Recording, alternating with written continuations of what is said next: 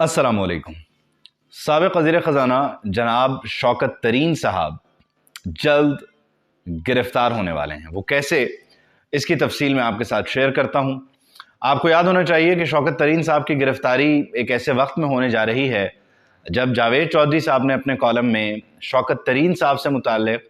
साबिक़ army chief जनाब कमर जावेद बाजवा साहब की राय भी शेयर की है कि ये एक नाकाम बैंकर हैं और ये मईशत का भट्टा बिठा देंगे।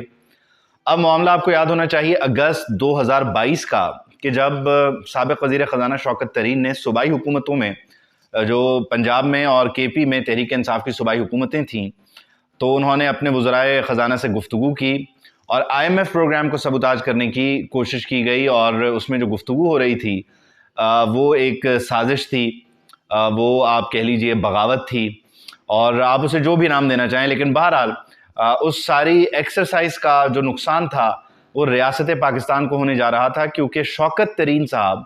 अपने दोनों वज़राए ख़ज़ाना को ये बता रहे थे, सूबाई वज़राए ख़ज़ाना को, कि किस तरह से जो उनके एंड से डील के लिए रिक्वायर्ड आइटम्स हैं उन्हें वो ख़राब कर सकते हैं और IMF के सामने पाकिस्तान का केस जो है वो उसे मुतासर कर सकते हैं। अलबत्ता अगस्त 2022 में जब ये ऑडियो कॉल्स लीक हुई और सामने आई तो वफाकी हुकूमत ने तहकीकात का फ़ैसला किया, इस पर इंक्वायरी होती रही और अब फरवरी 2023 में आके FIA ने वजारत दाखिला को लिख दिया है ख़त। वजारत दाखिला से इजाज़त मांग ली गई है। शौकत तरीन साहब जो कि सेनेटर हैं KP से, उनकी गिरफ़्तारी के लिए अब बाकायदा तौर पर कार्रवाई का आगाज़ हो रहा है। तो शहबाज गिल, आज़म स्वाति, फवाद चौधरी, फिर शानदाना गुलजार पर मुकदमा, इमरान खान पर कातिलाना हमला वगैरह वगैरह, अब शौकत तरीन साहब ज़ेर अताब हैं। शौकत तरीन साहब जिनसे मुतालिक साबिक़ army chief general Qamar Javed Bajwa की राय सबके सामने है। शौकत तरीन साहब जो जनरल मुशर्रफ के भी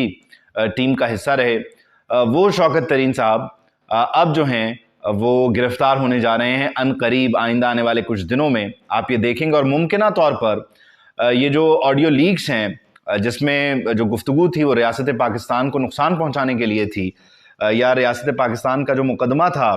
इंटरनेशनल मॉनेटरी फ़ंड के सामने, IMF के सामने कमज़ोर करने के लिए,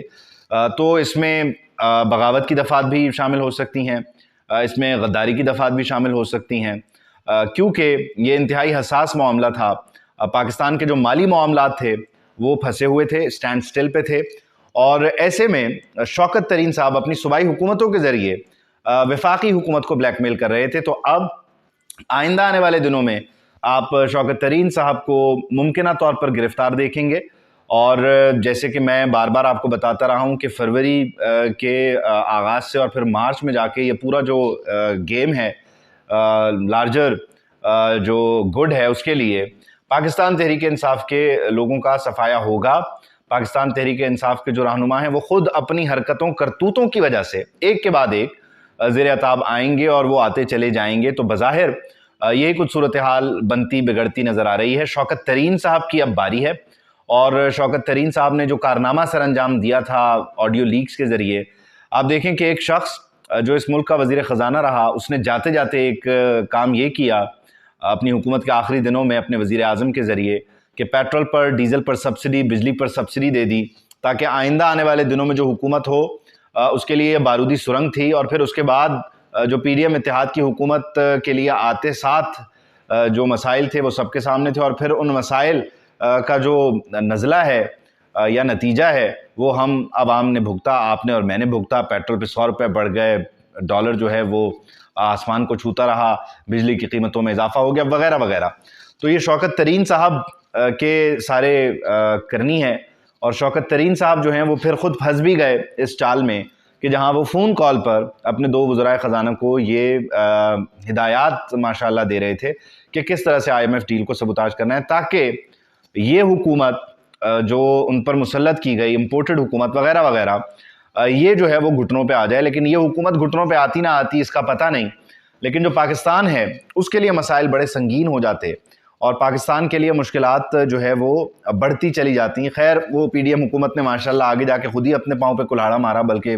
कनपट्टी पर जो है वो गोली मार ली। मिफ्ता को हटा के इसहाक डार साहब को ला, और आप अभी भी देख सकते हैं कि IMF के साथ हमारे मामला जो हैं वो गुमगू किसी सूरत हाल में हैं। لیکن بہرحال جو شوکت ترین صاحب کا کردار ہے وہ بھی قابل ذکر ہے، اور شوکت ترین صاحب نے پھر یہ اس کال کے ذریعے جو لیک ہو گئی اس کے ذریعے انہیں ثبوت بھی فراہم کر دیے ریاست کو، اداروں کو، کہ وہ پھر شوکت ترین صاحب کو پکڑیں اور شوکت ترین صاحب سے پوچھا جائے کہ بھائی یہ کس کے کہنے پہ ہو رہا ہے۔ تو خیر شوکت ترین صاحب ایک بزرگ آدمی ہیں، اچھے بھلے ناکام بینکر تھے، اور پھر انہیں وزیر خزانہ بنایا گیا، اور انہوں نے وزارت خزانہ میں جو کیا وہ کارکردگی بھی سب کے سامنے ہی ہے۔ لیکن بہرحال